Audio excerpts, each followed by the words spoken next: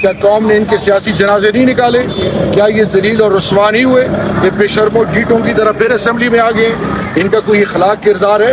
اس budget میں یہ پاکستان اور عوام کے جو دشمن ہیں انہوں نے کتنا عذاب ڈالا. ابھی تو کچھ دن ہوئے ہیں. آنے والے دنوں میں دیکھیں عوام کو جب لگ پتہ جائے گا کہ انہوں نے کیا کیا ہے.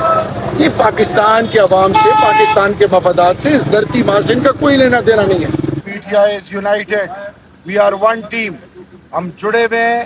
ہم خان کے لیے ہر حد تک جا سکتے ہیں. اور رہی بات وہ منافقین، تو ان کے لیے اتنا ہی کافی ہے. جہاں تک بات ہے فسطائیت کی، تو فسطائیت 8 فروری سے پہلے بھی تھا. کیا قوم ڈٹی نہیں رہی؟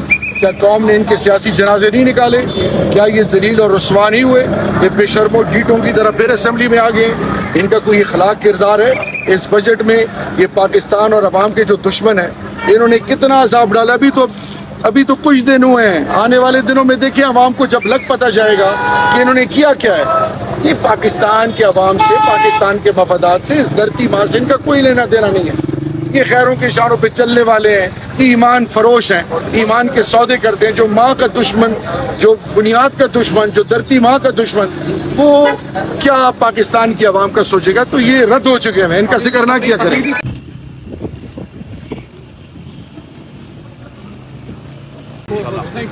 اچھا، میں ایک چیز آپ کو بتانا چاہوں گا کہ ہائی کورٹ کنٹیمپٹ کے باوجود یہ ملاقات نہیں کرا رہے.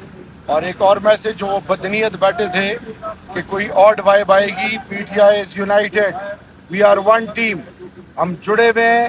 ہم خان کے لیے ہر حد تک جا سکتے ہیں. اور رہی بات وہ منافقین، تو ان کے لیے اتنا ہی کافی ہے کہ وہ سیاسی میدان میں مقابلہ نہیں کر سکتے. مختلف طریقے سے پارٹی کے خلاف باتیں کرتے ہیں. تو ان کو یہ احساس ہو جانا چاہیے کسی حد تک یہ چلے جائیں، انشاءاللہ پارٹی کے اندر توڑ نہیں آئے گا.